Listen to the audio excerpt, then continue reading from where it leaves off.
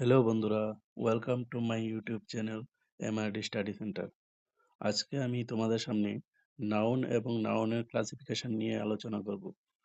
তো প্রথমে হচ্ছে নাউন কাকে বলে বা নাউনের সংজ্ঞা। তো এখানে দেখতে পাচ্ছ যেসব ওয়ার্ড দ্বারা ব্যক্তি, বস্তু, প্রাণী, জায়গা, পদার্থ, কোনো কিছুর অবস্থা বা গুণের নাম বোঝায় তাকে নাউন বলা হয়। যেমন গোপাল ইজ স্পিকিং, এখানে গোপাল হচ্ছে নাউন। গোপাল একজনের নাম বোঝানো হয়েছে। তারপর the cow is eating, cow হচ্ছে এখানে নাউন। কাউ একটি গরু, গরুর নাম বলা হয়েছে এখানে। তারপর swimming is a good exercise, এখানে সুইমিং এবং এক্সারসাইজ দুটোই হচ্ছে নাউন। এই দুটো হচ্ছে অ্যাবস্ট্রাক্ট নাউন। তারপর নাউনের ক্লাসিফিকেশন। ইন্দ্রিয় গ্রাহ্যতার ভিত্তিতে নাউনকে দুই ভাগে ভাগ করা যায়। প্রথম হলো কনক্রিট নাউন এবং আরেকটি হলো অ্যাবস্ট্রাক্ট নাউন। তাহলে নাউনকে ইন্দ্রিয় গ্রাহ্যের ভিত্তিতে দুই ভাগে ভাগ করা হয়, একটা হলো কনক্রিট নাউন আর একটা হলো অ্যাবস্ট্রাক্ট নাউন। এবার দেখো কনক্রিট নাউনের সংজ্ঞাটি।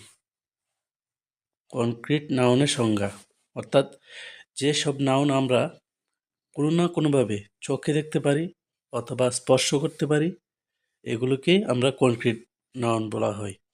মানে যে নাউনগুলিকে আমরা কোনো না কোনোভাবে হয়তো চোখে দেখতে পারি অথবা স্পর্শ বা ধরতে পারি, এগুলি হলো কনক্রিট নাউন।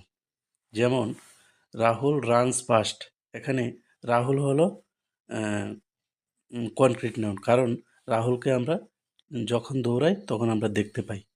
তারপর গীতা ইজ কুকিং, গীতা যখন রান্না করে গীতাকে কিন্তু দেখা যায়।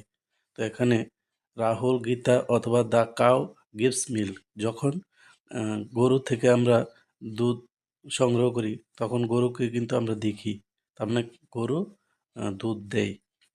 তো এখানে রাহুল, গীতা এবং কাউ এই এইগুলি হলো কনক্রিট নাউন। তারপর অ্যাবস্ট্রাক্ট নাউন। অ্যাবস্ট্রাক্ট মানে যেসব নাউন নাউনকে আমরা চোখে দেখতে পাই না অথবা স্পর্শ করতে পারি না, শুধুমাত্র মন থেকে অনুভব করতে পারি, এগুলো হলো অ্যাবস্ট্রাক্ট নাউন। যেমন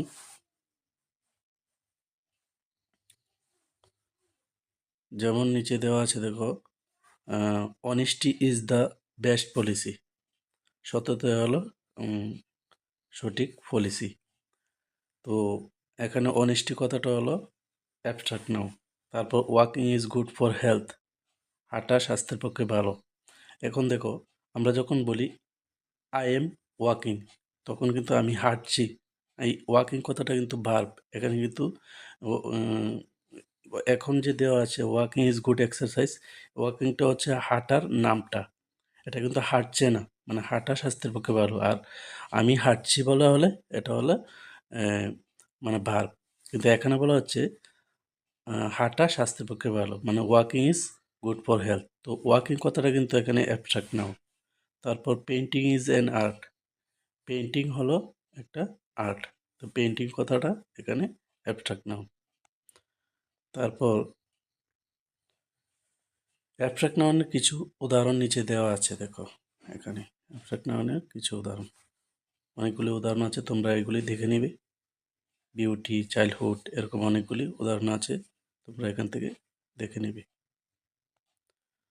তারপর কিছু জানার বিষয় যেগুলি আমরা হয়তো বা জানি না, এগুলি কিন্তু মনে রাখতে হবে, কারণ পরীক্ষাতে কিন্তু কাকে বলে আসে না, এগুলির ব্যবহার আসে।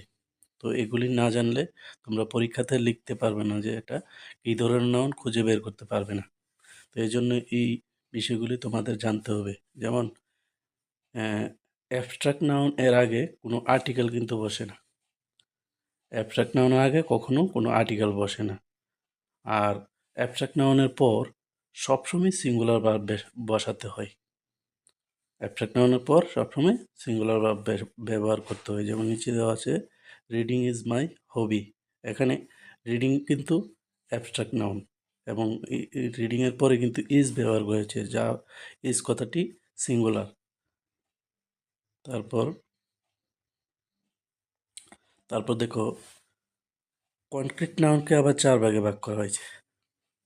এখানে কনক্রিট নাউনকে 4 ভাগে ভাগ করা হয়েছে: proper noun, common noun, collective noun এবং মেটেরিয়াল নাউন। প্রপার বলতে নামবাচক বিশেষ্য, কমন বলতে জাতিবাচক বিশেষ্য, কালেকটিভ বলতে সমষ্টিবাচক বিশেষ্য, আর মেটেরিয়াল বলতে বস্তুবাচক বিশেষ্য। তাহলে কনক্রিট নাউনকে আমরা 4 ভাগে ভাগ করতে পারি। তারপর প্রপার নাউনের সংজ্ঞা। প্রপার নাউনের সংজ্ঞাটি দেখো: যে নাউন দ্বারা নির্দিষ্ট ব্যক্তি, বস্তু বা স্থান, মাস, বার, ধর্মগ্রন্থ, নদী, সাগর, দেশ, মহাসাগর, মহাদেশ, রোগের নাম, পর্বত এবং হ্রদ ইত্যাদির নাম বোঝায় তাকে বলা হয় প্রপার নাউন। তাহলে প্রপার নাউনের যেমন উদাহরণ আছে, দেওয়া আছে নিচে দেখো। Tripura is a small hilly state. এখানে দেখো ত্রিপুরা কিন্তু একটি জায়গার নাম। তো আমরা প্রথমেই পেয়েছি যে কাকেবেলার মধ্যে কিন্তু উল্লেখ আছে। কি উল্লেখ আছে? কোনো ব্যক্তির নাম হতে পারে, বস্তুর নাম বা স্থানের নাম, স্থান মানে জায়গা, মাসের নাম বা বারের নাম বা ধর্মগ্রন্থের নাম, নদীর নাম, সাগরের নাম, দেশের নাম, মহাসাগরের নাম, মহাদেশের নাম, রোগের নাম বা পর্বতের নাম অথবা হ্রদের নাম। তো উপরে যে নামগুলি আছে এগুলি থাকলেই মনে রাখবে এগুলি হলো তোমার প্রপার নাউন। যেমন নিচে আরেকটা উদাহরণ আছে, Gita goes to school everyday. এখানে দেখো গীতা কিন্তু একটা মেয়ের নাম। তো আমরা প্রথম পেয়েছি সংজ্ঞার মধ্যে যে কোনো ব্যক্তির নাম যদি বোঝায় নির্দিষ্ট করে সেটাই হবে প্রপার নাউন। তো গীতাও কিন্তু একটা মেয়ের নাম, ব্যক্তি, তো এই জন্য গীতা প্রপার নাউন। তারপর তারপর কিছু বিষয় যেগুলি আমাদের জানা রাখতে হবে। এগুলো হয়তো বা আমরা এখন জানি না, কিন্তু এখন থেকে আমাদের জানা রাখতে হবে। দেখো, প্রপার নাউনের প্রথম অক্ষরটি কিন্তু সবসময় ক্যাপিটাল লেটার দিয়ে শুরু করতে হয়। যদি তুমি প্রপার নাউনটি প্রথম অক্ষরটি স্মল লেটার দিয়ে শুরু করো তাহলে কিন্তু এটা ভুল হবে। তো এই জন্য তোমরা মনে রাখবে যে প্রপার নাউনের প্রথম অক্ষরটি সবসময় বড় হাতের হয়। তারপর প্রথম নাউনের আগে সাধারণত আর্টিকেল বসে না। মনে রাখবে প্রপার নাউনের আগে আর্টিকেল বসে না সাধারণত। তবে যদি যদি নদী, পর্বতমালা অথবা ধর্মগ্রন্থ ইত্যাদি থাকে তাহলে তার আগে অনেক সময় দি কথাটা বসতে পারে। এবার দেখো প্রপার নাউন এবং কমন নাউনের মধ্যে তুলনা। তো প্রপার নাউনে যেমন রবীন্দ্রনাথ ট্যাগর, আর রবীন্দ্রনাথ ট্যাগর একজন পয়েট। তো নামটা হলো প্রপার নাউন, আর তিনি কোন জাতের মধ্যে পড়েছেন, তিনি একজন কবি। তো ওই কবি কথাটা কিন্তু কমন নাউন। আবার তাজমহল দেখো একটা বিল্ডিং। তো তাজমহল নামটা একটা প্রপার নাউন, আর ওই যে তাজমহলটা কি, এটা একটা বিল্ডিং। এই বিল্ডিং কথাটা কিন্তু একটা কমন নাউন। আবার রাম, যদি আমরা রাম বলি বা রিমা বলি, দুটো দেখো দুইজনের নাম। তো মেন দুজন কি মানুষ, মানুষ কি মেন, ওই মেন কথাটা কিন্তু তোমার কমন নাউন, আর নামগুলোই হলো প্রপার নাউন। তারপর ওমেন, বয়, গার্ল, কেট, বার্ড এগুলি কিন্তু কমন নাউন। তারপর দেখো দ্বিতীয়ত আছে দেখো রামায়ণ এবং গীতা। রামায়ণ এবং গীতা কিন্তু দুটোটাই কিন্তু ধর্মগ্রন্থ, হিন্দুদের ধর্মগ্রন্থ। তো এগুলি কি? এগুলি একটা বই বা বুক। এই বুকটা কিন্তু কমন নাউন। আর ওই যে নামটা, বইয়ের নামটা কি, রামায়ণ বা গীতা, এটা কিন্তু ধর্মগ্রন্থ নাম। তো নামটা কিন্তু প্রপার নাউন, আর এটা একটা বুকটা হলো কমন নাউন। আবার পেনও কিন্তু কমন নাউন। তারপর দ্য দৈনিক সংবাদ, যে কোনো পত্রিকা, এগুলি কিন্তু একটা নাম। তো পত্রিকাগুলি কিন্তু প্রপার নাউন। এবং এগুলি কি, এগুলি একটা নিউজ পেপার, ওই নিউজ পেপার কথাটা কিন্তু কমন নাউন। তারপর দেখো আগরতলা, কলকাতা, ত্রিপুরা, ইন্ডিয়া এগুলো একটি জায়গার নাম। আমরা আগেই সংজ্ঞাতে পড়েছি, জায়গার নাম থাকলে প্রপার নাউন। আর জায়গাগুলি কি, ভিলেজ হতে পারে, টাউন হতে পারে, অথবা স্টেট হতে পারে, অথবা কান্ট্রি হতে পারে। তো এগুলি কিন্তু তোমার কমন নাউন। আবার সানডে, মানডে, জানুয়ারি এগুলি কিন্তু প্রপার নাউন। এবং এগুলি কি, এগুলি একটা মান্থ বা ডে। তো এগুলি মান্থ বা ডে এগুলি হচ্ছে কমন নাউন। আর এগুলির নামটা সানডে, মানডে অথবা জানুয়ারি মাস, এগুলি কিন্তু আবার প্রপার নাউন। এগুলি তোমরা ভালো করে মনে রাখবে, কারণ পরীক্ষাতে অনেক সময় আসে যে নিচে দেওয়া নাউন বা আন্ডারলাইন করে দেওয়া নাউনগুলির মধ্যে কোনটা প্রপার নাউন, তোমাদের কিন্তু পরীক্ষাতে অনেক সময় আসে। তো এই জন্যই তোমাদের মনে রাখতে হবে যে কোনটা প্রপার নাউন কীভাবে চিনতে হবে এবং কমন নাউন কীভাবে চিনতে হবে, এগুলি ভালো করে মনে রাখবে। তারপর নেক্সট দেখো কমন নাউন। কমন নাউনের সংজ্ঞাটি দেখো, যে নাউন দ্বারা এক জাতীয় প্রাণী বা বস্তুর কোনো নির্দিষ্ট একটিকে না বুঝিয়ে তাদের সকলকেই বোঝায় তাকে কমন নাউন বা জাতিবাচক বিশেষ্য বলা হয়। তাহলে মনে রাখবে যে যে কোনো নাম, ওই নামটি যদি কোনো নির্দিষ্ট একটাকে না বুঝিয়ে তার সকল জাতিটাকে বোঝায়, নির্দিষ্ট করে না বুঝিয়ে তার সকল জাতিটাকে বোঝায়, তাকে বলা হয় কমন নাউন। যেমন রাম ইজ এ বয়। এখন দেখো রাম একজন ছেলে, তাহলে রাম কি, রামকে কিন্তু ছেলে হিসেবে গণ্য করা হয়েছে। তা রামের মানে যে জাতিটা সে হচ্ছে একজন বয়। এখন যদি বলা হয় Sita, Sita is a girl, তো সীতা কিন্তু একটা গার্ল, ওই যে তার জাতি কি, সে গার্ল, তো ওই জাতি বোঝালে কমন নাউন। আর আরেকটা উদাহরণ আছে দেখো, দ্য ব্যাগ ইজ ব্ল্যাক। এখন ব্যাগটাও কিন্তু একটা কমন নাউন, মনে রাখবে।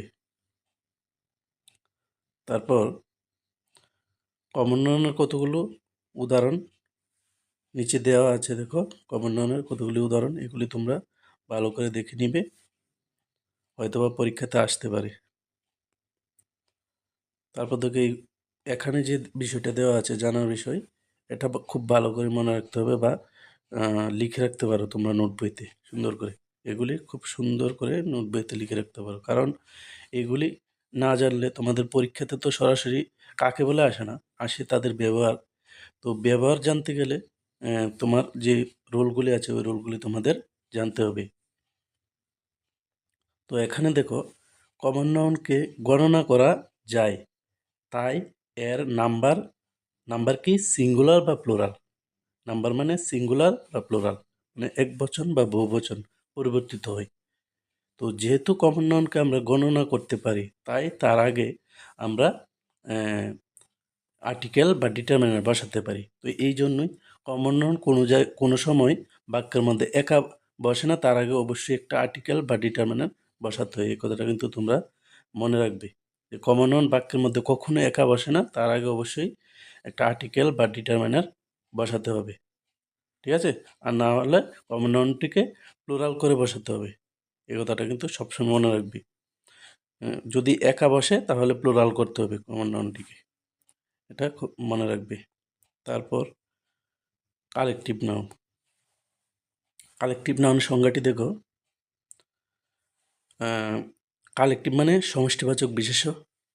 তো যে নাউন দ্বারা এক জাতীয় কতগুলো ব্যক্তি বা বস্তুর সমষ্টিকে বোঝায় তাকে কালেকটিভ নাউন বা সমষ্টিবাচক বিশেষ্য বলা হয়। তাহলে কি বলা হয়েছে যে এক জাতীয় কতগুলো ব্যক্তি বা বস্তুর সমষ্টিকে বলা হয়েছে কালেকটিভ নাউন।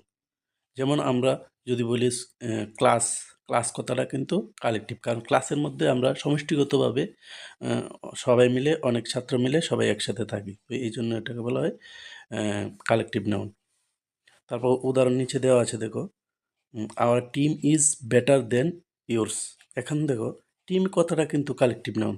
তোমাদের এখানে পরীক্ষাতে হয়তো বা অনেক সময় থাকতে পারে এরকম করে আন্ডারলাইন দেওয়া থাকতে পারে, দিয়ে বলবে যে নিচে আন্ডারলাইন দেওয়া শব্দটি কি নাউন বের করো, তখন তোমরা কিন্তু লিখতে হবে যে এটা হচ্ছে কালেকটিভ নাউন। আর কালেকটিভ নাউন লেখার মানে নিয়মটা যদি তোমরা না জানো তাহলে কিন্তু পরীক্ষাতে লিখতে পারবে না। তো এই জন্য অবশ্যই যে নাউনের যে নিয়মগুলি আছে অবশ্যই তোমরা ভালো করে খাতায় লিখে মুখস্থ করবে, নাহলে কিন্তু মনে থাকবে না। তারপর নিচে দেওয়া আছে a group of birds is flying in the sky. এই যে এ গ্রুপ অফ বার্ডস, এই সবটা কিন্তু একটা নাউনের মতো কাজ করছে, এটাকে বলা হয় কালেকটিভ নাউন, ঠিক আছে? মনে রাখবে এটা। তো কালেকটিভ নাউনের আরও কতগুলো নিয়ম আছে নিচে দেখো, যেমন কতগুলো নিয়ম, উদাহরণও এখানে দেওয়া আছে অনেকগুলি। এগুলি কিন্তু তোমরা মনে রাখবে। এখানে যে উদাহরণগুলি দেওয়া আছে, এগুলি তোমরা ভালো করে মনে রাখবে। দেখো এখানে টিম, ব্যান্ড, ক্লাস এরকম করে অনেকগুলো উদাহরণ আছে, এগুলো তোমরা দেখে নিবে। এছাড়াও কিন্তু আরও অনেক উদাহরণ আছে, আমি কিছু কিছু দিয়েছি। তারপর যে বিষয়টি সবচেয়ে বেশি গুরুত্বপূর্ণ, যে কালেকটিভ বিশেষ সম্পর্কে জানার বিষয়, যে কালেকটিভ নাউন সবসময় ক্লিবলিঙ্গ বা নিউট্রাল জেন্ডার হয়। তো কালেকটিভ নাউন যখন থাকে তখন কালেকটিভ নাউনের পরে আমরা সবসময় সিঙ্গুলার ভার্ব ব্যবহার করব। এই কথাটা কিন্তু মাথাতে রাখবে, যে কালেকটিভ নাউনের পরে আমরা সিঙ্গুলার নাউন ব্যবহার করব। তারপর মেটেরিয়াল নাউন। মেটেরিয়াল নাউনের সংজ্ঞাটি দেখো, যে নাউন দ্বারা কোনো বস্তুর নাম বোঝায় কিন্তু গণনা করা যায় না। অর্থাৎ তুমি নাউন মানে কি, যে কোনো নাম, তাহলে নাম তো বোঝায় কিন্তু তাকে আমরা গণনা করতে পারবো না, শুধুমাত্র পরিমাপ করতে পারবো। নাউন মানে আমরা জানি যে কোনো নাম, নাম তো বোঝায়, ঠিক আছে, নাউন হবে, কিন্তু তাকে গণনা করা যায় না, মানে গণতে পারবো না, শুধুমাত্র তাকে পরিমাপ করতে পারবো। ওই ধরনের নাউনগুলিকেই কিন্তু আমরা মেটেরিয়াল নাউন বলা হয়। ঠিক আছে? তো এখানে দেখো, এই যে ওয়াটার আছে, ওয়াটার, এই যে টি, এগুলি কি আমরা গণনা করতে পারি 1 2 3 4 5 6 করে? না, এগুলোকে আমরা গণনা করতে পারি না। তো এই জন্য এগুলি হচ্ছে মেটেরিয়াল নাউন, কারণ এগুলি আমরা পরিমাপ করতে পারি 1 কাপ 2 কাপ 3 কাপ এভাবে, অথবা ওয়াটার 1 গ্লাস 2 গ্লাস 3 গ্লাস এরকম করে আমরা গণনা করতে পারি, মানে পরিমাপ করতে পারি, কিন্তু একটা দুইটা তিনটা জল করে গণতে পারি না, বা একটা দুইটা তিনটা চা করে গণনা করতে পারি না। তো এই জন্যই কিন্তু আমরা এটা মেটেরিয়াল নাউন, এটা মনে রাখবে। তারপর দেখো, মেটেরিয়াল নাউনের কতগুলো উদাহরণ এখানে দেওয়া আছে, এগুলো তোমরা দেখে নিবে। মেটেরিয়াল নাউনের উদাহরণ, এখানে কতগুলো উদাহরণ দেওয়া আছে, এগুলো তোমরা দেখে নিবে। মেটেরিয়াল নাউনের কতগুলো উদাহরণ। এবার যে বিষয়টি সবচেয়ে বেশি গুরুত্বপূর্ণ, সেটা হচ্ছে জানার বিষয়টা। যেমন মেটেরিয়াল নাউনের আগে সাধারণত আর্টিকেল বসে না। এ কথাটা কিন্তু খুব মনোযোগ সহকারে শুনবে তোমরা, যে মেটেরিয়াল নাউনের আগে সাধারণত আর্টিকেল বসে না। তবে যদি নির্দিষ্ট করে বলা হয় তাহলে হয়তো অনেক সময় এই দি কথাটা ইউজ হতে পারে। যদি নির্দিষ্ট করে বলা হয় তাহলেই কিন্তু দি হবে, আর না হলে মেটেরিয়াল নাউনের আগে কখনো আর্টিকেল বসবে না। আবার মেটেরিয়াল নাউন সবসময় সিঙ্গুলার হয়। যেহেতু মেটেরিয়াল নাউন সিঙ্গুলার হয়, তো এই জন্য মেটেরিয়াল নাউনের পর সবসময় সিঙ্গুলার ভার্ব ব্যবহার করা হবে। এ কথাটা কিন্তু তোমরা মনে রাখবে।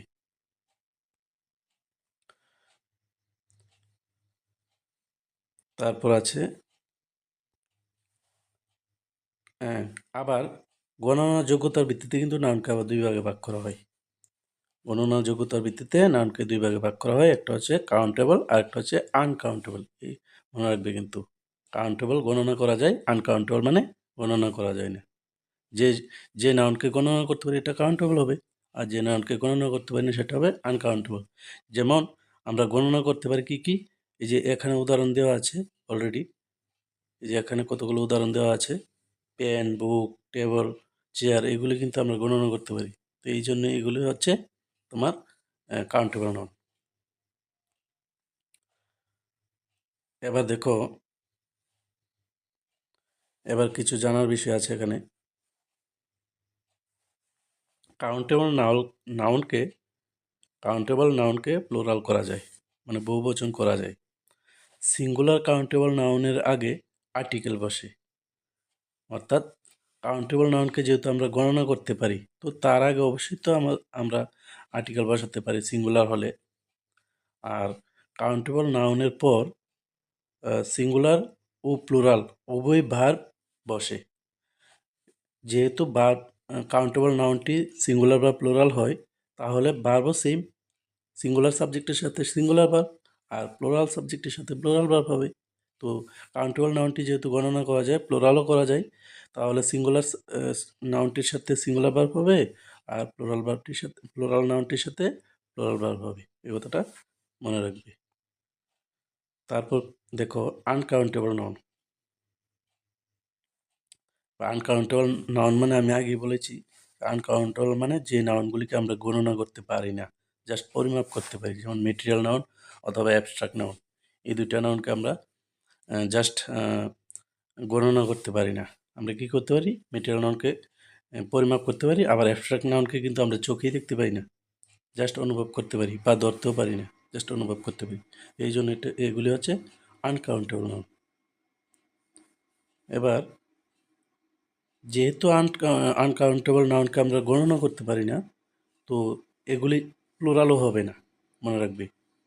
আনকাউন্টেবল নাউনকে যেহেতু আমরা গণনা করতে পারি না, এগুলো প্লুরালও হবে না, এগুলি সবসময় সিঙ্গুলার থাকবে এবং ভার্বও কিন্তু সবসময় সিঙ্গুলার হবে।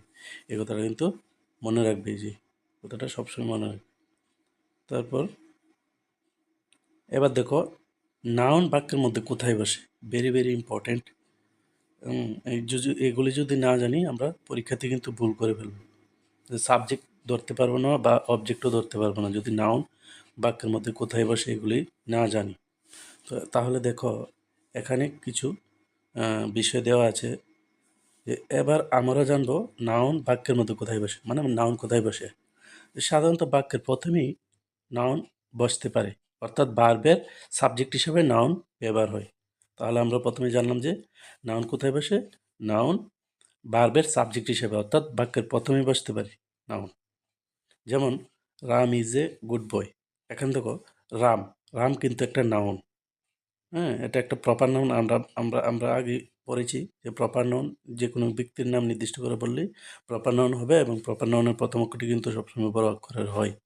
তো এখানে রামও কিন্তু প্রপার নাউন, এবং যেহেতু রাম সিঙ্গুলার, ভার্বও দেখো এখানে ইজ সিঙ্গুলার হয়েছে, Ram is a good boy. তারপর দেখো ভার্বের অবজেক্ট হিসাবে নাউন ব্যবহার হয়, ঠিক আছে, ভার্বের অবজেক্ট হিসেবেও কিন্তু নাউন ব্যবহার হয়।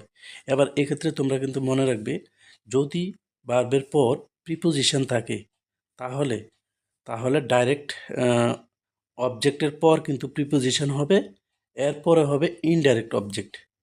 যেমন এখানে দেওয়া আছে, এখানে দেখো দেওয়া আছে সুন্দর করে, যে send send the letter to him. তো এখানে দেখো সেন্ড দ্য লেটার, লেটার পরে কিন্তু লেটারটি হচ্ছে ডাইরেক্ট অবজেক্ট এবং হিম হচ্ছে ইনডাইরেক্ট অবজেক্ট। তো লেটারের পরে কিন্তু টু বসেছে। তো এই কথাটা মনে রাখবে, যে সেন্ড দ্য লেটার, সেন্ড কিন্তু বার্বের পরে কিন্তু আমাদের এই যে নাউন বসেছে, আর এটাই হচ্ছে কিন্তু অবজেক্ট, মনে রাখবে। তো বার্বের অবজেক্ট হিসেবে কিন্তু আমরা নাউন ইউজ করতে পারি। তারপর দেখো প্রিপোজিশনের অবজেক্ট হিসাবেও কিন্তু নাউন ব্যবহৃত হয়, প্রিপোজিশনের অবজেক্ট অর্থাৎ প্রিপোজিশনের পরে। যেমন এখানে হিম কথাটা ইউজ হয়েছে প্রিপোজিশনের পরে, তাহলে প্রিপোজিশনের পরেও কিন্তু আমরা নাউন ইউজ করতে পারি, এই কথাটা মনে রাখবে। নিচে আরেকটা এক্সাম্পল দেওয়া আছে প্রিপোজিশন অবজেক্ট হিসাবে, দেখো I put my mobile on the table. এই যে অন কিন্তু প্রিপোজিশন, অনের পরে কিন্তু টেবল কথাটা ইউজ হয়েছে।